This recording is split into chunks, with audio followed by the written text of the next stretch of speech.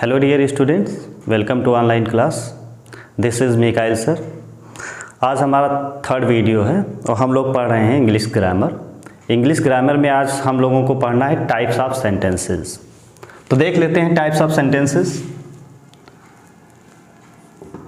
Types of sentences, types of sentences. तो जैसा कि हम लोगों को अच्छी तरीके से पता है कि there are three types of sentences. There are three types of sentences. There are three types of sentences. आपको फर्स्ट वीडियो में बताया जा चुका है, सेकेंड वीडियो में, कि सेंटेंस क्या होता है। एक बार हम फिर से रिवाइज कर देते हैं कि सेंटेंस क्या होता है। Sentence it is a group of words, ये एक शब्दों का समूह होता है। And which shows complete sense, जो कंप्लीट सेंस दिखाता है। अब यहाँ पे क्या है बताया गया है कि there are three types of sentences. Sentences तीन तरीके के होते हैं। पहला हमारा सेंटेंस है simple sentence. Simple sentence, simple sentence. Simple sentence means क्या हो गया? साधारण वाक्य, साधारण वाक्य। सिंपल सेंटेंस की अगर हम डेफिनेशन लिखें तो सेम हो जाएगी, जो सेंटेंस की होती वही है। Simple sentence is a sentence which shows clear sense and this is a condition. इसके लिए शर्त यह है कि इसमें एक सब्जेक्ट होना चाहिए और एक मेन वर्ब होनी चाहिए। तो देख लेते हैं कि it is a group of sentence. It is a group of words. ये एक शब्दों का समूह होता है which shows clear sense, clear sense दिखाता है। अब इसके लिए जरूरी क्या है? इसमें it has one finite verb and one subject। Simple sentence के लिए ये शर्त यह है कि इसमें एक फाइनाइट वर्ब होनी चाहिए और एक सब्जेक्ट होना चाहिए। जैसे हम लोग देख लेते हैं एग्जांपल के थ्रू कि ही गोज, छोटा से छोटा भी सेंटेंस हो सकता है। ही गोज टू ऑफिस, जैसे ही goes to office in the morning. Simple sentence के लिए जरूरी यह है कि इसमें एक सब्जेक्ट हो और एक फाइनाइट वर्ब होनी चाहिए। सिंपल सेंटेंस के लिए एक सब्जेक्ट हो, एक फाइनाइट वर्ब। तो ये एक दो, मतलब दो शब्दों का भी हमारा सेंटेंस है। एक, दो, तीन, चार, यहाँ पे चार वर्ड्स हैं, तो ये भी एक सेंटेंस है, ये भी सेंटेंस है, ये भी सेंटेंस है। और एक, दो, तीन, चार, पाँच, छः, ये छः वर्ड्स हैं इसके अंदर, ये भी सेंटेंस है। लेकिन सेंटेंस होने के लिए, सिंपल सेंटेंस होने के लिए शर्त ये है कि इसमें एक सब्जेक्ट होना चाहिए और एक हमारे पास वर्ब होना चाहिए। इसके बाद हम लोग पढ़ लेते हैं complex sentence.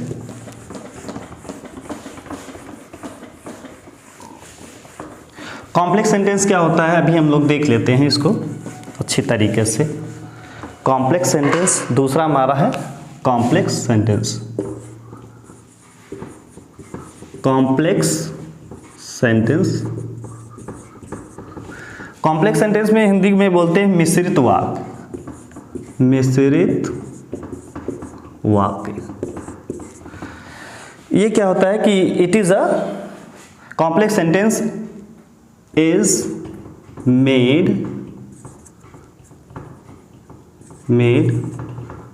by joining two different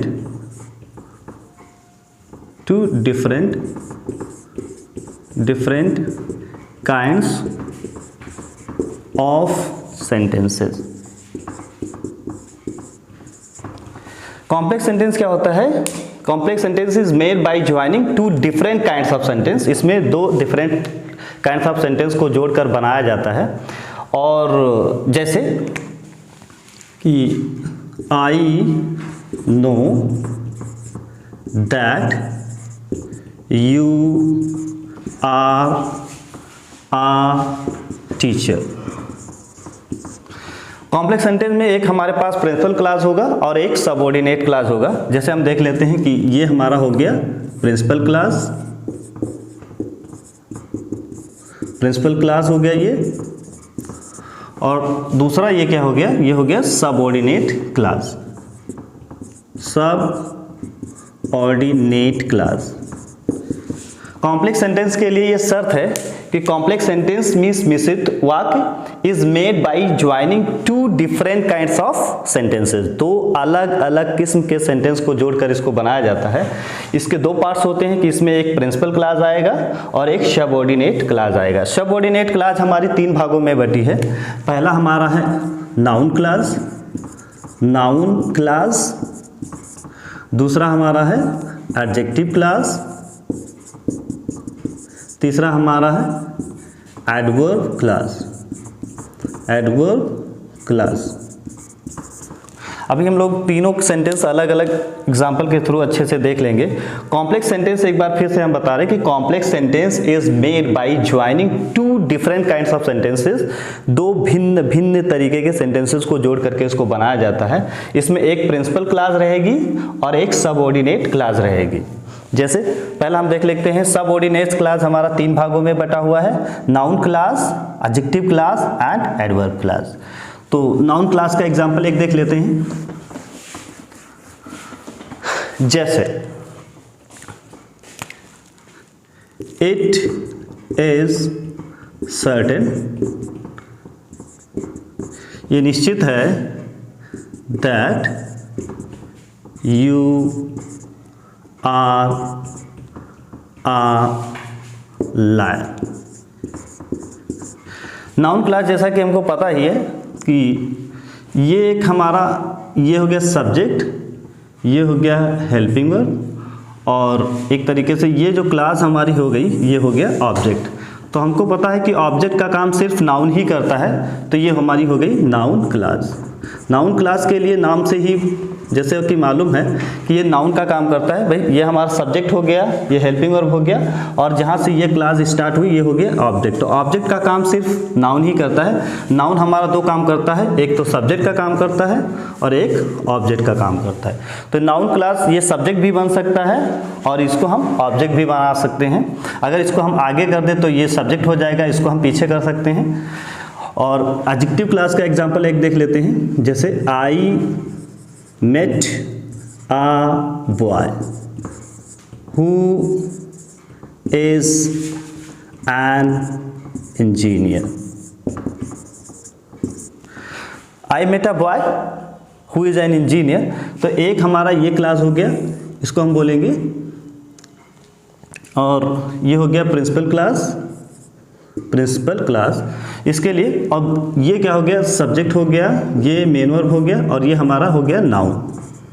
तो अगर हम देखें, जैसे आई मेट अ बॉय, मैं एक लड़के से मिला, हु मीन्स कौन, लड़का, है कौन, लड़का, एक कौन, लड़का, और इंजीनियर कौन, लड़का।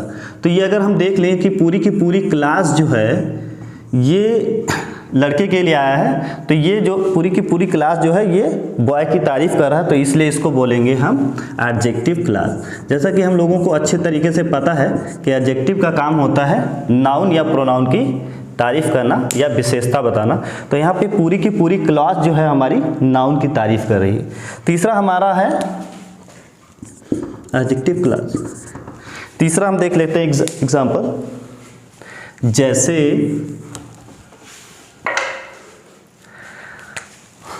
I know where you live। हम लोग अभी पढ़ रहे हैं एडवर्ब क्लास। एडवर्ब क्लास देखते हैं कि जैसे लिखा है I know where you live, कि आप कहाँ रहते हैं। तो एडवर्ब क्लास होने के लिए हमारे पास 9 कंडीशंस हैं। एडवर्ब क्लास होने के लिए 9 कंडीशन हैं। जैसे उसमें होना चाहिए टाइम, टाइम शो होना चाहिए, प्लेस शो होना चाहिए, रीजन हो गया, कंट्रास्ट हो गया, कंडीशन हो गया, मैनर हो गया, रिजल्ट हो गया, पर्पस हो गया।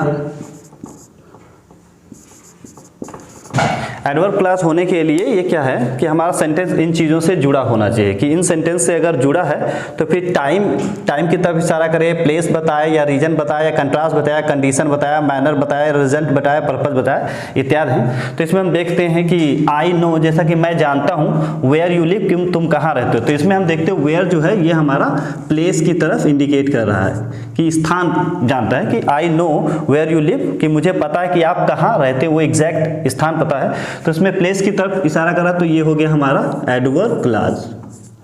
एडवर्ब क्लॉज ये हम अच्छी तरीके से जानते हैं कि सेंटेंस के अंदर क्लॉजेस हो सकते हैं, लेकिन क्लॉज के अंदर सेंटेंस नहीं हो सकता है। क्लॉज होने के लिए जरूरी ये है कि एक हमारे पास सब्जेक्ट हो और एक मेन वर्ब हो, लेकिन सेंटेंस होने के लिए जरूरी ये है कि एक सब्जेक्ट हो, फिर मेन वर्ब हो, फिर ऑब्जेक्ट हो। लेकिन सेंटेंस के अंदर क्लॉज हो सकती हैं, क्लॉज के अंदर सेंटेंस नहीं होता है। छोटे से छोटा सेंटेंस हमारा क्लॉज हो सकता है। तो जैसे ये प्रिंसिपल क्लॉज हो गया, ये सबऑर्डिनेट क्लॉज हो गया। तो यहाँ पे क्या है कि प्लेस हो, इसमें एडवर्ब क्लॉज होने के लिए 9 कंडीशंस जो हैं वो 9 कंडीशन की तरफ हमारा सेंटेंस इंडिकेट करे। तो यहाँ पे हम देखते हैं प्लेस हो गया, तो इसलिए ये एडवर्ब क्लॉज हो गया। तो complex sentence is made by joining two different kinds of sentences. Two different kinds of sentences से मिलके बनता है। तो एक हमारा नाउन क्लॉज हो गया, एडजेक्टिव क्लॉज हो गया और एडवर्ब क्लॉज हो गया। तीसरा जो टाइप हमको पढ़ना है वो है कंपाउंड सेंटेंस। तो अभी देख लेते हैं अच्छी तरीके से कि कंपाउंड सेंटेंस क्या होता है। कंपाउंड सेंटेंस में हमारे पास कंपाउंड सेंटेंस तीन नंबर है हमारा कंपाउंड सेंटेंस। कंपाउंड सेंटेंस क्या है? Compound sentence is made by joining same kinds of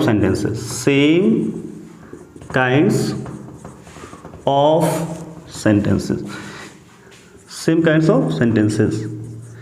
इसमें एक हमारा प्रिंसिपल क्लॉज होगा और एक कोऑर्डिनेट क्लॉज होगा। तो जैसे देख लेते हैं कि कंपाउंड सेंटेंस क्या है, संयुक्त वाक्य होता है ये। तो compound sentence is made by joining same kinds of sentence. इसमें सेम काइंड्स ऑफ सेंटेंस रहेगा, एक प्रिंसिपल क्लॉज रहेगा और एक हमारे पास क्या रहेगा, प्रिंसिपल क्लॉज। एक प्रिंसिपल क्लॉज होगा और नंबर 2 दूसरा होगा हमारा कोऑर्डिनेट क्लॉज होगा, मीन्स समान पदीय, दोनों पद हमारे क्या होंगे, बराबर होंगे। तो एग्जाम्पल के थ्रू हम लोग अच्छी तरीके से समझते हैं, देखते हैं कि जैसे लिखा है कि ही इज रिच, वह मालदार है, बट ही इज माइजर। इसमें क्या सेंटेंस है, एक ये सेंटेंस हो गया हमारा और एक ये सेंटेंस हमारा हो गया। तो इसको क्या बोलेंगे, ये हो गया प्रिंसिपल क्लॉज और इसी के जैसा ये हमारा सेंटेंस है, तो ये हो गया हमारा कोऑर्डिनेट